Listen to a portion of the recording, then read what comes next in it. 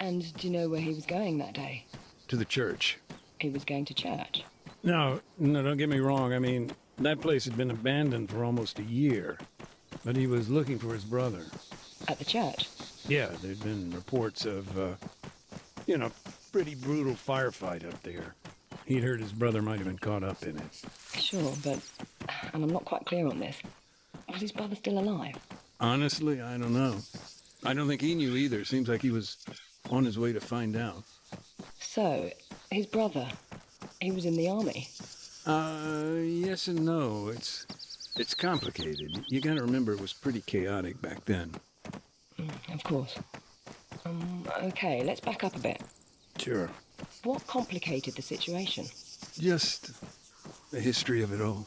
His brother had been a recruit in the Alta's armed forces, boot camp, basic training, Well, this is back when NATO was still keeping the peace.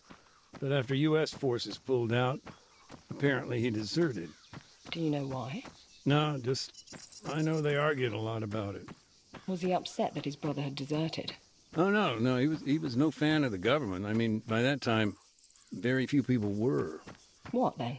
I think he was just, I don't know, sick of all the violence. Didn't want to see his brother get caught up in all that. In what? More bloodshed.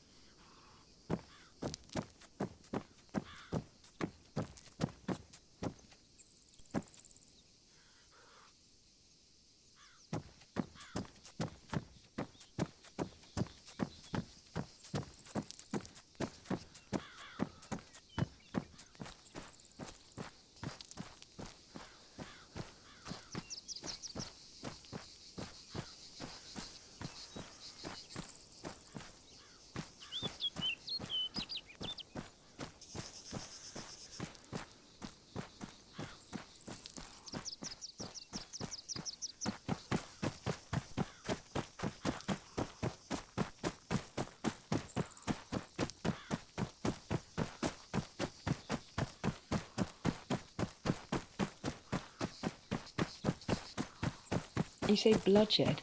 You mean with the guerrillas? Our, resident non-state actors. His brother had become dead set on joining the cause. I see.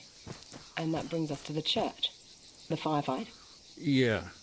U.S. forces were invading, the guerrillas were finally on the front foot. You can imagine the mess. I've seen the pictures. Right. It was more than just that, though. All those competing factions, people just disappear in that kind of chaos.